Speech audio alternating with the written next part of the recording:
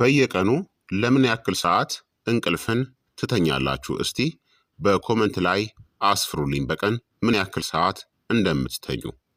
በየምሽቱ 8 ሰዓታትን መተኛት በጣም ካሉት ኃይለኛ እናም ዝቅ ተደርገው ከሚታዩ የጤና ማሻሻያዎች ውስጥ አንዱ ነው። እረፍት እንዲሰማችሁ ብቻ አያደርግም። አንጎላችሁን፣ አካላችሁን፣ ሆርሞኖቻችሁን እናም ቆዳችሁንም ጭምር በጥልቀት ይጠግንላችኋል። እንቅልፍ መድኃኒት ነው። በየምሽቱ 8 ሰዓት በቋሚነት ስትተኙ በትክክል በሰውነታችሁ ላይ ምን እንደሚከሰት በግልጽ ልንገራችሁ። አንደኛ፣ አንጎላችሁ ራሱን ያጸዳል። በጥልቅ እንቅልፍ ወቅት አንጎላችሁ በቀን ውስጥ የተከማቹ ቆሻሻዎችንና መርዞችን የሚያስወግድ ስርዓትን ያንቀሳቅሳል። የትውስታ ማጣት አደጋን ይቀንሳል። ትኩረትን እናም የአእምሮ ጥራትንም ያሻሽላል። የምታስተውሉት ነገርም ፈጣን የሆነ አስተሳሰብ፣ የተሻለ ትኩረትና የአእምሮ መዘበራረቅም ይቀንሳል። ሁለተኛ፣ ቆዳችሁ ይጠገናል እንዲሁም ያበራል። የቆዳ ህዋሳት በምሽት በፍጥነት ይታደሳሉ። የኮላጅን ምርትም ይጨምራል። ጥቂት የቆዳ መጨማደድ፣ ብሩህ እናም ጥራት ያለው ቆዳ፣ የብጉር ወይም የጠባሳዎች በፍጥነት መዳንን ታስተውላላችሁ። 8 ሰዓት መተኛት በየምሽቱ የሚደረግ ተፈጥሯዊ የውበት ወይም የቆዳ ህክምና ነው። ሶስተኛ፣ ሆርሞኖቻችሁ የተመጣጠኑ ይሆናሉ። እንቅልፍ ዋና ዋና ሆርሞኖችን ያስተካክላል። ለምሳሌ ኮርቲሶል የጭንቀት ሆርሞንን፣ ሜላቶኒን የእንቅልፍ ዑደትን እናም የግሮዝ ሆርሞንን ጥገናን ማለት ነው። አነስተኛ ጭንቀት፣ የተሻለ የባህሪ መረጋጋትና የተሻሻለ አጠቃላይ ጤናም ይኖራችኋል።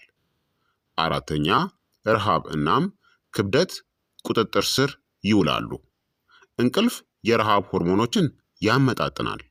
ግሬሊን የረሃብ ሆርሞን እናም ሌፕቲን የጥጋብ የምግብ ፍላጎት መቀነስ፣ በተለይ ስኳር፣ ቀላል የክብደት አስተዳደር ይኖራል። ደካማ እንቅልፍ ካለ ከልክ በላይ መብላትና የክብደት መጨመርን ያስከትልባቸዋል። በቂ እንቅልፍን ከተኛችሁ ደግሞ ረሃብ እናም ክብደት ቁጥጥር ስር ይውላሉ ማለት ነው። አምስተኛ፣ ልባችሁም ጠንካራ ይሆናል። በእንቅልፍ ወቅት የደም ግፊት ይቀንሳል። ልባችሁ የሚያገግምበትን ጊዜ ያገኛል። የልብ በሽታ የመያዝ እድልን ይቀንሳል። የተሻለ የደም ዝውውርናም በቀን ውስጥ ተጨማሪ ጉልበትም ይኖራችኋል። ስድስተኛ፣ የበሽታ መከላከል አቅማችሁም ሰውነታችሁ ኢንፌክሽንን የሚዋጉ ህዋሳትን ያመርታል። ጥቂት ህመሞች በምትታመሙበት ጊዜ ደግሞ ፈጣን የሆነ ማገገም ይኖራቸዋል። አነስተኛ እንቅልፍ የሚተኙ ሰዎች በብዛት ይታመማሉ። ሰባተኛ፣ ጡንቻዎቻችሁ ይጠገናል እንዲሁም ያድጋሉ። በጥልቅ እንቅልፍ ወቅት የግሮዝ ሆርሞን ይለቀቃል። የጡንቻ ማገገም፣ የጥንካሬ መሻሻልና የድካም ስሜት ይቀንሳል።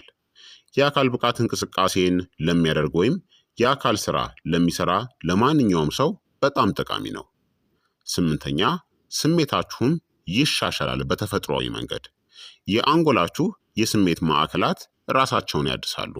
አነስተኛ ጭንቀት፣ የተሻለ ስሜታዊ ቁጥጥርናም የበለጠ አዎንታዊ አስተሳሰብ ይኖራቸዋል። ለጭንቀት የምትሰጡት ምላሽም ጠንካራ አይሆንም። ዘጠነኛ፣ አይኖቻችሁ ጤናማ ይመስላሉ። አይኖች ያርፋሉ እንዲሁም እርጥበትን ያገኛሉ። ቀይ መሆን መቀነስ፣ የአይን ዙሪያ ጥቁረት መቀነስና ብሩህ ገጽታ ይኖራችኋል። አስረኛ፣ ሰውነታችሁ እርጅናን ያዘገያል። የህዋሳት ጥገና እና መታደስም ይጀምራል። የኦክሲዲቲቭ ስትረስ ይቀንሳል። የእርጅና ሂደትን ይዘገያል። ጤናማ ቆዳ፣ የሰውነት ክፍሎችና አንጎልም ጤናማ ይሆናሉ። 11ኛ፣ ብግነት ወይም ደግሞ ኢንፍላሜሽን ይቀንሳል። እንቅልፍ የብግነት ምልክቶችን ይቀንሳል። አነስተኛ የሆነ የመገጣጠሚያ ህመም፣ የቆዳ ችግሮች መቀነስ፣ ብጉር እንደ ኤግዜማ ያሉ እና የበሽታ ተጋላጭነትን ይቀንሳል። 12ኛ፣ ትውስታ እናም ትምህርትም ይሻሻላሉ። አንጎላችሁ መረጃዎችን ያከማቻል እንዲሁም ያደራጃል። የተሻለ የመማር ችሎታ፣ ጠንካራ የማስታወስ ችሎታም ይኖራችኋል። ለምሳሌ ጥናት እናም ጥሩ እንቅልፍ የተሻለ ውጤትን ይሰጣችኋል። ታዲያ በየቀኑ 8 ሰዓት ባትተኙ ምን ይከሰታል? የአእምሮ መዘበራረቅ፣ ብጉርና የቆዳ መደብዘዝ፣ የክብደት መጨመር፣ ደካማ የሆነ የበሽታ መከላከል አቅም፣ ቶሎ መበሳጨትና ፈጣን የሆነ እርጅና ይከሰታል። ለጥቂት ቀናት እንኳን እንቅልፍ ማጣት የሚታዩ ተጽዕኖዎችን ያሳያል። በየቀኑ 8 ሰዓት ታዲያ ለመተኛት አንደኛ ቋሚ የሆነ የእንቅልፍ ሰዓት ይኑራችሁ። በየቀኑ በተመሳሳይ ሰዓት ተኙ እና ንቁ። ሁለተኛ ከመተኛታችሁ በፊት ስክሪኖችን አስወግዱ። ሰማያዊ ብርሃን ሜላቶኒንን ያውካል። ሶስተኛ ዘግይታችሁ ከባድ ምግቦችን አትብሉ፣ የእንቅልፍ ጥራትን ይነካል። አራተኛ ቀላል የምሽት ልምድ ይኑራችሁ። አእምሯችሁን አረጋጉ፣ ንባብና የዝምታ ጊዜ ይኑራችሁ። አምስተኛ ክፍላችሁን ጨለማ እናም ቀዝቃዛ አድርጉ። የጥልቅ እንቅልፍ ጥራትን ያሻሽላል ማለት ነው። ታዲያ 8 ሰዓት መተኛት ተጨማሪ ነገር አይደለም፣ አስፈላጊ እናም ግዴታ ነው። ጤናማ ምግብ መብላትና የአካል ብቃት እንቅስቃሴ ማድረግ ትችላላችሁ። ነገር ግን ያለ ጥሩ እንቅልፍ ውጤታችሁ የተገደበ ይሆናል ማለት ነው። እንቅልፍም ልክ እንደ ምግብ እና እንደ መድኃኒት ቁጠሩት። ወሳኝ ነው። ሰውነታችን የሚያገግምበትና የሚታደስበት ጊዜ ነው ማለት ነው። ስለዚህ ክቡራትና ክቡራን ተመልካቾቼ የዛሬው የጤና ትምህርት እንግዲህ ይህንን ይመስል ነበረ።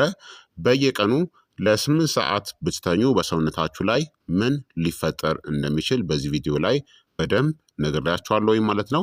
ይህንን ቪዲዮ ከወደዳችሁት እናም ከተማራችሁበት ለሌሎችም እንዲደርስ በቅንነት ላይክና ሼር በማድረግ ሌሎችንም አስተምሩ። ጥያቄም ሀሳብ አስተያየትም ካላችሁ በኮመንት ላይ አስፍሩልኝ። በቀጣይ የጤና ትምህርት እስከምንገናኝ እኔንም እናንተንም ቸር ያቆየን። መልካም ጊዜ፣ መልካም ቆይታ። ቻው ቻው።